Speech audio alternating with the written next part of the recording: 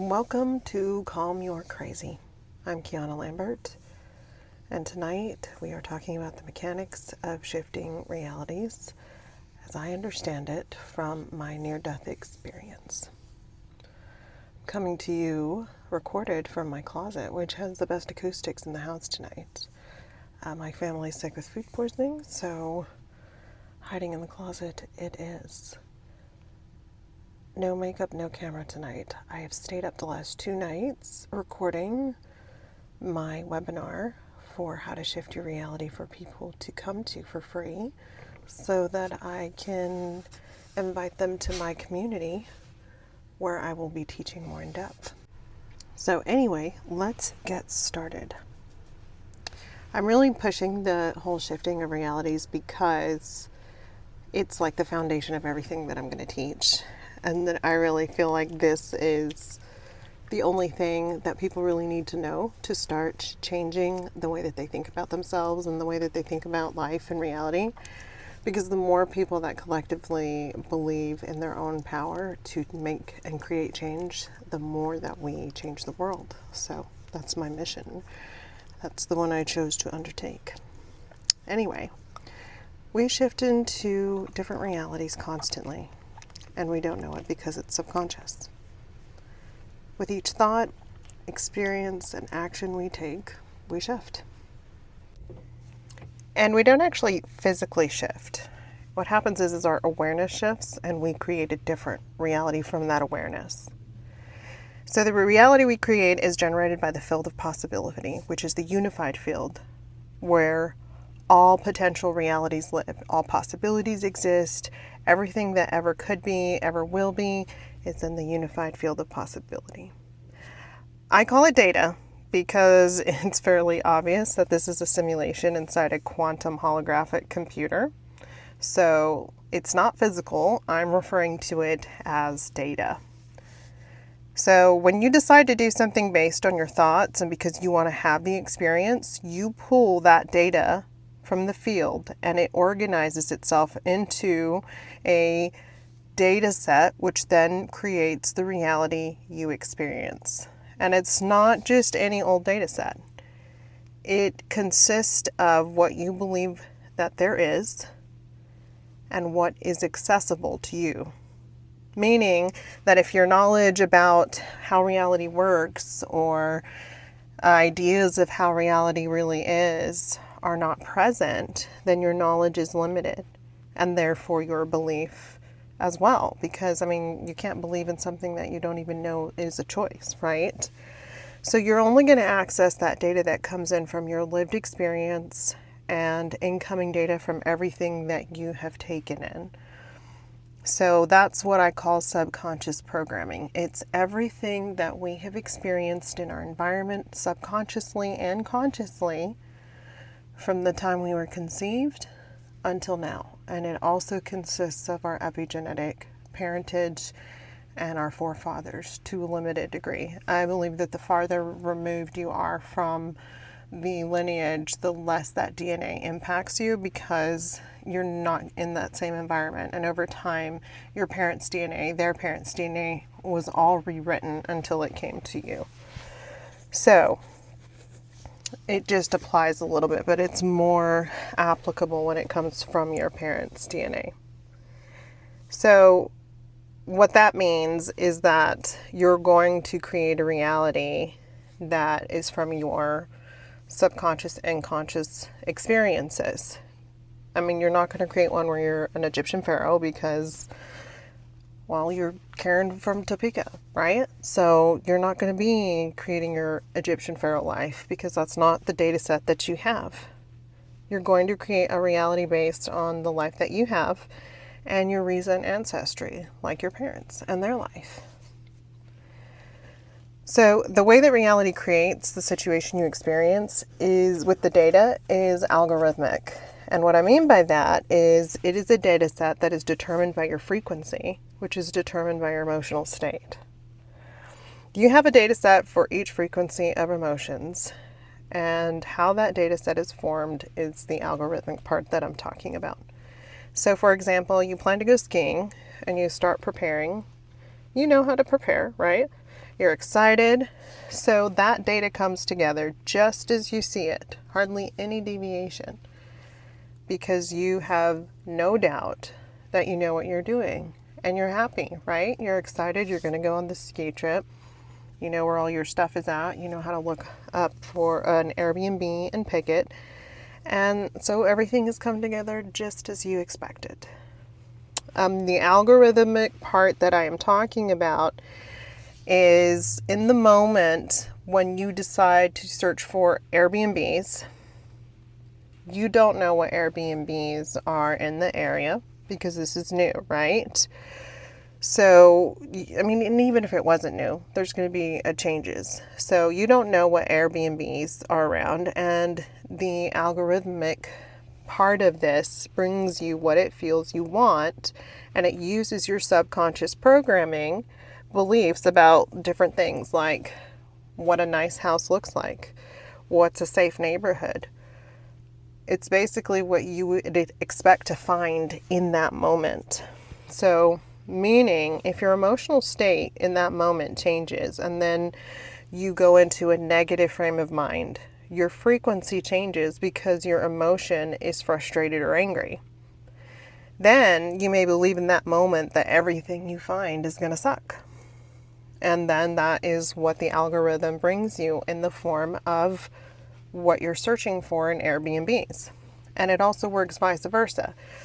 So when you're in a more happy, or if you bounce back to the happy, more positive frequency, maybe something did frustrate you and trigger you, but you moved through it, you felt it, let it go. And then boom, you're back into your base frequency of positivity. And then you go search for Airbnbs and the whole data set changes to the positivity frequency and the subconscious programming data set for that frequency. And then boom, you find the houses that you want. So that's like an example of how it works, like at the nitty gritty at the base level when you're doing stuff every single day. It all happens in the moment. Nothing exists outside the moment. And this is why, like they say in the esoteric texts, and God, I don't know, there's so many people I think that have written about staying in the moment. Eckhart Tolle, whatever his name is. But there's one guy who wrote the book of The Power of Now. But those are all books that are saying you have to live in the moment. And it's because of this right here. So if you're worried about like the future, or you're thinking about the past and you're lamenting or you have anxiety, you're not in the moment. And basically you're telling the algorithm what to bring you and what to create, because when you're thinking about the past, you're reliving that moment and then you're in that frequency. And if you have anxiety about the future, then that's fear. That's emitting a frequency about something that doesn't even happen yet. So you're walking through your life with anxiety and stress, and then you're creating that reality that mirrors anxiety and stress, even though you're just worried about something that hasn't even happened yet, but your frequency is in fear, anxiety, and stress, and that's what it's sending out. So that's what you're going to continue to experience, right? So when you're in the moment, you're experiencing that moment and you're in your body. So in order to be present, you can't be thinking. You can't be in your phone, because that's not presence in your body. When you're present and you're in the moment, you are actually sitting in your body and your awareness is in the moment and everything around you. You're not thinking about the future. You're not lamenting about the past or thinking about the past. You are actually sitting right in the space of creation. And it makes it so it's far more likely that you can control your emotions and therefore control the reality that you create based on whatever emotional frequency your subconscious is in, or the data set that your subconscious pulls from in that frequency. So there is no good or bad to the subconscious programming. It is all simply just data. It's an experience. And what's being created is just based on whatever frequency you're in. And there is no judgment or anything else. That all comes from our external beliefs and everything that we experience and believe and learn from society. But it's not true. So it's just data. And I know that people wonder, like, why does God allow bad things to happen? And I used to ask that question too. And it was part of why I went into theology in college, because I was like, if the Bible says this is good and this is bad, then how come all these bad things are allowed to happen? It really opens your mind when you start questioning things. But the truth of the matter is that you will figure out whenever you are awakened and you see how things work, that there is only one God, and that's you. And there is no good or bad. It's just perception and belief. And you as God are creating it all for an experience for yourself.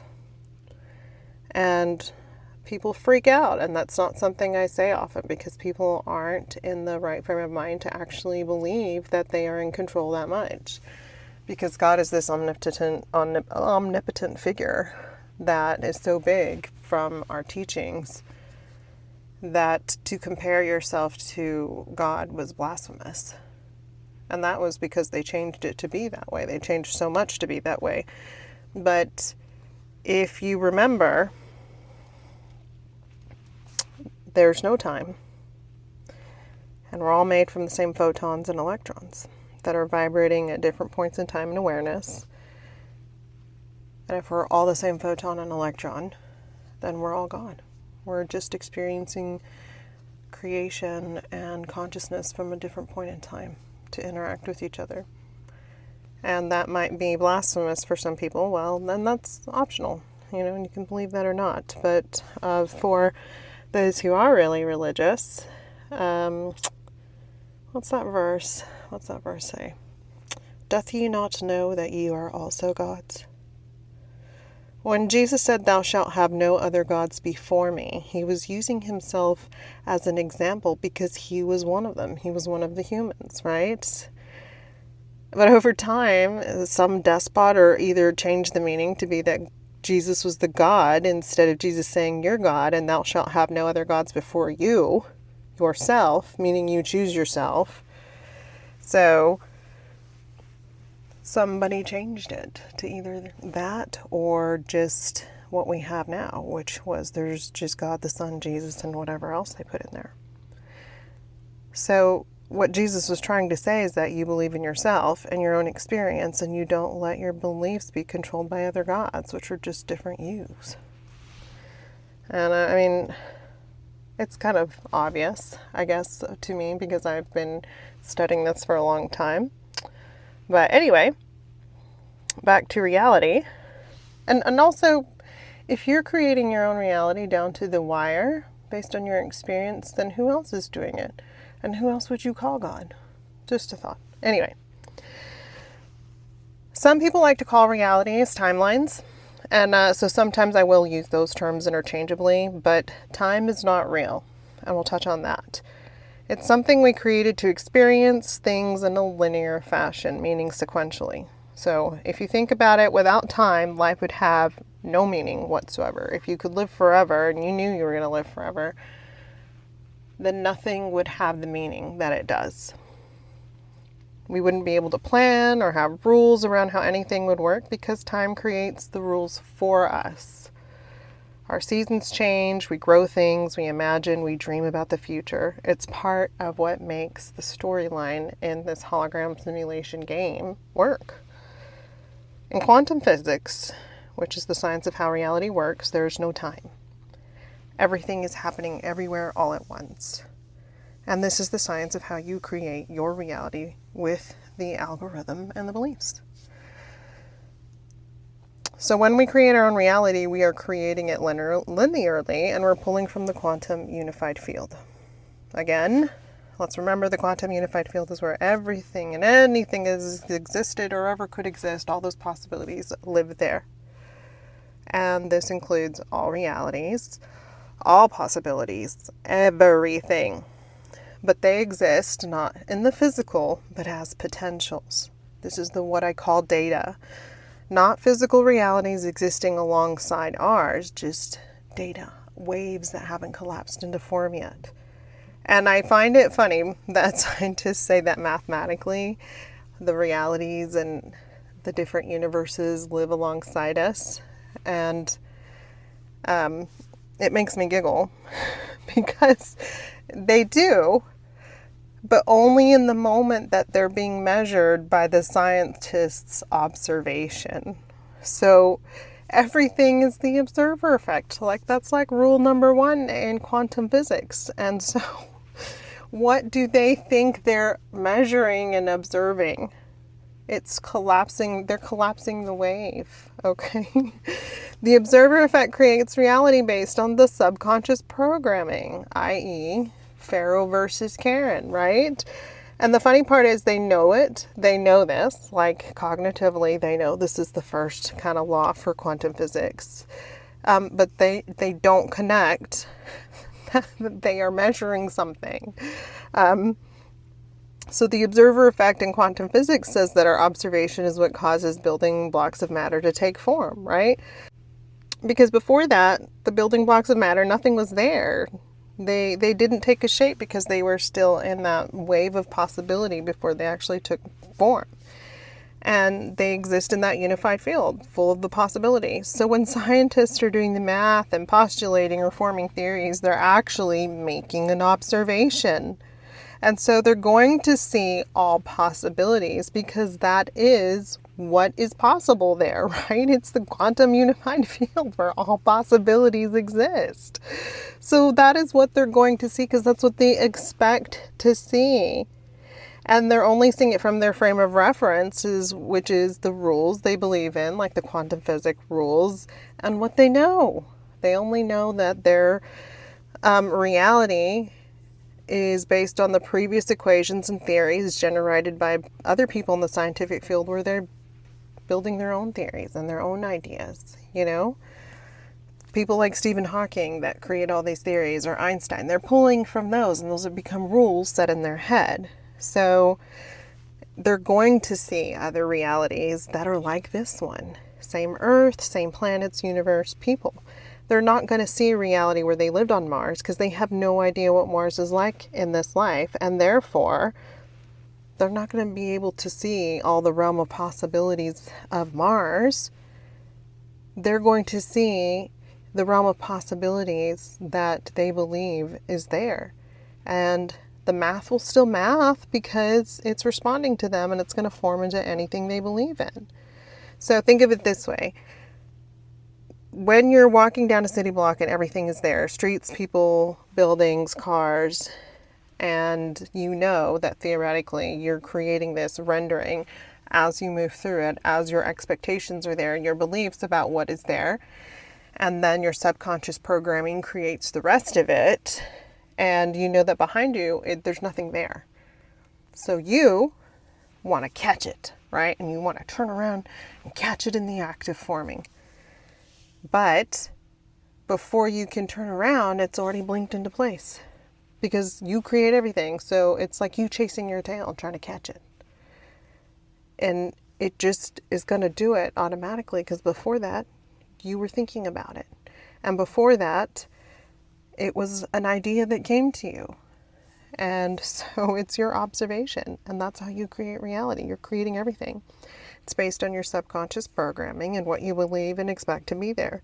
So if you want to change your reality and shift it, you've got to change your beliefs. And beliefs about how you create reality. And how much power you actually have over yourself and your ability to create something different. Beliefs have to change to ones that are about how amazing you are and how much you are worthy.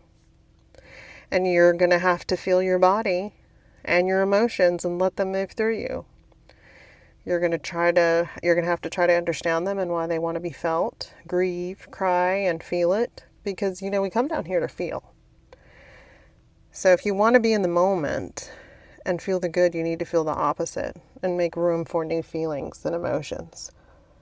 Our bodies are the controller in this holographic simulation, okay? Because we come down here to feel, and we feel with our bodies. Like, the whole point of being here is to feel and to have emotions. And we have to do that through our body.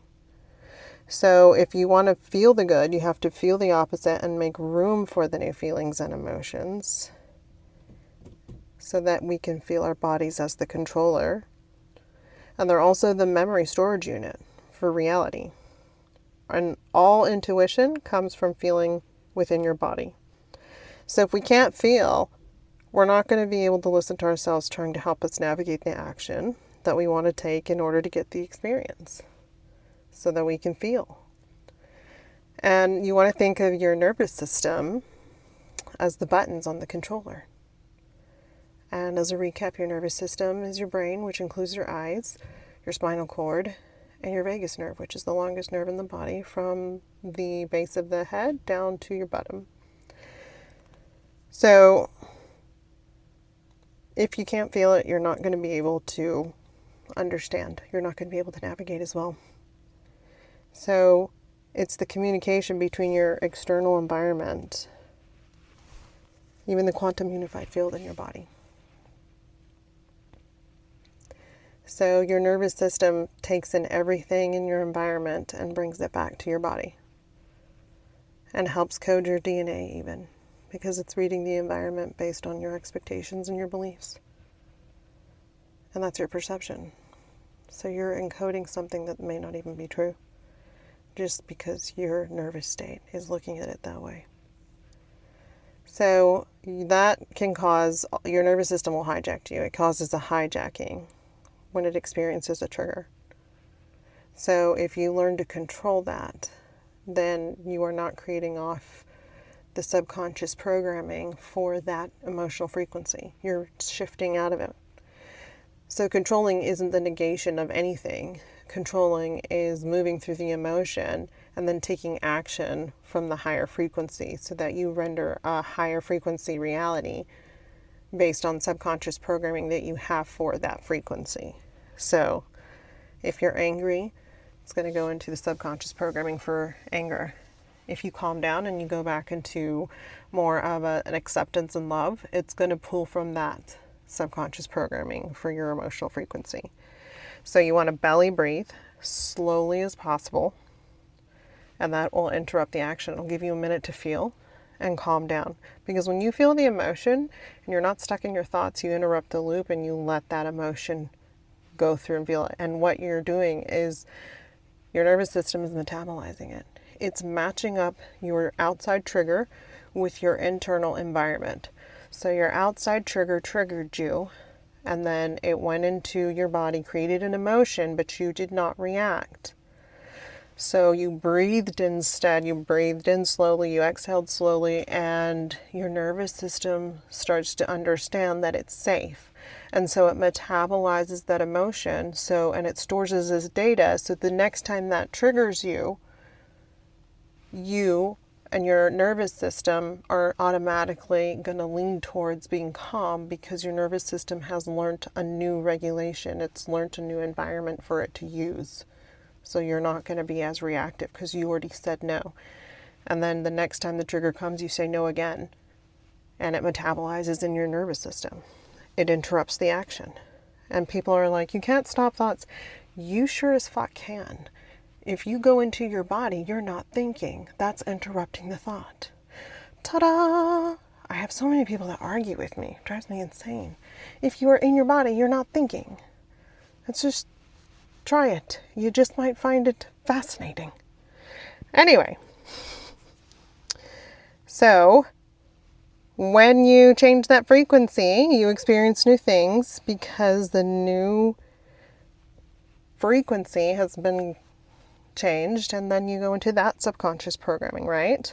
So you have to feel that emotion, breathe, calm down, change your emotional frequency, your observation and perception, so that the data set you pull from the unified field is a different emotional frequency in your subconscious programming. And then you also need to experience new things because new experiences add to the data pool of subconscious programming. And if you're happy and having fun, then these new experiences are used as data for future pullings that get filed under the happy and positive emotional frequency of that subconscious programming. This means there's more data to pull from when you want to create that reality. And you need to rewire your mind and shift your thoughts from negative ones to positive ones, okay? Your negative thought patterns are neural wiring, and neural wiring can be rewired by validating yourself and validating that you have these thoughts to begin with because something happened to you and they're valid too. And then you rewire with saying things out loud to yourself. Why? Because you are your own frequency, and whenever you talk to yourself, you're commanding yourself in your own frequency. So you say to yourself, of course I think this because of everything that happened to me. You can be more specific if you want to.